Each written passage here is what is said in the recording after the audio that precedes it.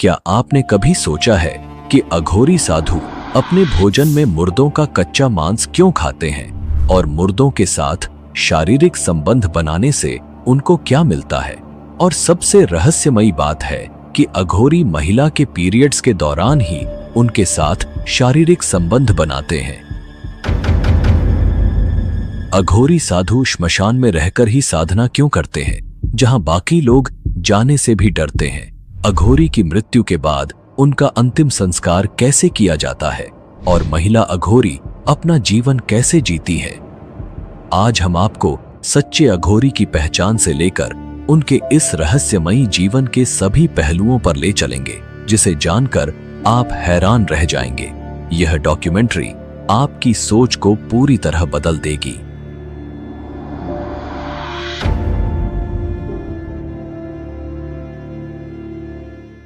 श्मशान की राख से ढके शरीर, हाथों में मानव खोपड़ी और जीवन और मृत्यु के बीच का गहरा संबंध। अघोरी साधु, जिनका जीवन सामान्य साधुओं से बिल्कुल अलग, भयावह और रहस्यमय होता है।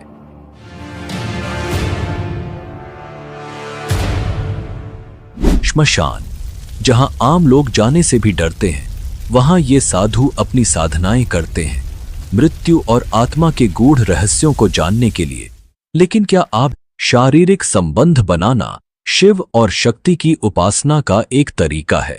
उनका मानना है कि यदि इस क्रिया के दौरान उनका मन ईश्वर की भक्ति में लगा रहे तो यह साधना का सबसे ऊंचा स्तर होता है। मासिक धर्म में महिलाओं के साथ संबंध बनाने के पीछे भी एक मान्यता है।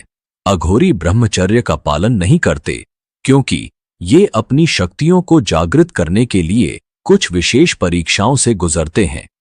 ऐसी महिलाओं के साथ जिनका मासिक धर्म चल रहा हो, शारीरिक संबंध बनाना उनके लिए शक्ति प्राप्त करने का तरीका है।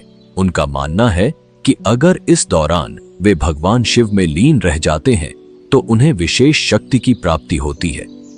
कहा जाता है कि जब अघोरी साधु ढोल मंजीरे और नगाड़ों के बीच शारीरिक संबंध बनाते हैं, तब यह उनकी सबसे कठिन शक्ति परीक्षा होती है।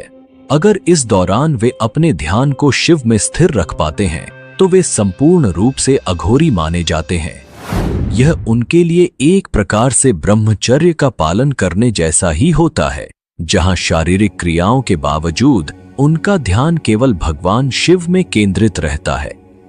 अघोरी साधु उन चीजों का प्रयोग करते हैं जिन्हें समाज अपवित्र या वर्जित मानता है।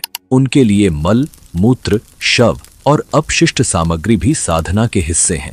उनका मानना है कि शिव हर चीज में विद्यमान है, चाहे वह कितनी भी घृणित क्यों ना हो। यह अभ्यास उन्हें घृणा और सामाजिक धारणाओं से ऊपर उठने में मदद करता है। क्या आप अघोरी साधुओं के बारे में कुछ नया जानते हैं? तो कमेंट करके जरूर लिखें। जिसका कमेंट सबसे अच्छा और रोचक होगा, उसकी कमेंट पिन की जाएगी। अब अगले चैप्टर में हम विस्तार से बात करेंगे कि अघोरी बनने की यात्रा कहां से शुरू होती है और सच्चे अघोरी की पहचान